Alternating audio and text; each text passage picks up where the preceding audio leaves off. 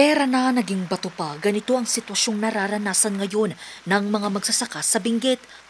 Ang ilan kasi sa kanilang pananim, kung hindi nasira dahil sa ulang dala ng nagdaang bagyo at habagat, hindi naman mabili. Ang mga ito, dama ng magsasakang si Jordan mula La Trinidad, Benguet. Problema niya ngayon kung saan muli kukuha ng pangpupuhunan. Matapos malubog ang pananim na strawberry na nakatakda pa sanang anihin sa buwan ng Nobyembre. Ay, minsan narigat. Yung anusan, kinukuha natin yung dating pananim para i-planta ulit. Si Ate Melody na taga-Bugyas, Benguet, nagtungo pa ng La Trinidad Trading Post para ibenta ang mga aning lettuce. Yun lang, dahil sa hirap ng daan, nagkandalusaw na ang panindang lettuce. Kaya ang ending, lugi. Nasira yung mga aanihin nila na mga gulay. Kaya kunti na lang naaani tapos yung mga bagong tanim pa nababad sa ulan kaya naglulusaw na.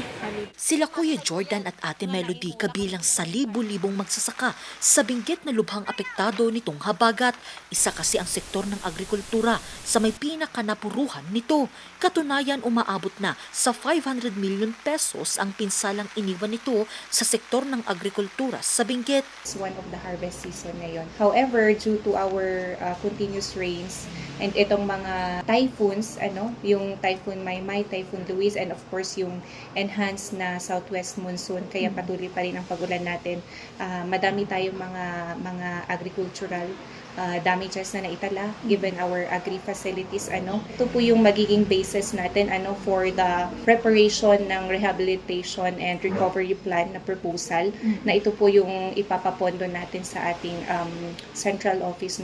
Dahil dito, ayon sa Department of Agriculture Cordillera, posibleng sumipa ang presyo ng gulay sa merkado. We are looking into na gaganda ang presyo ng ating mga priority or ng ating major highland vegetables. Nakahanda naman na ang nasa 300 million pesos na disaster fund ng pamahalang panlalawigan ng Benguet bilang suporta sa mga apektadong magsasaka. Ako si Angel Arquero para sa Nation on the Move.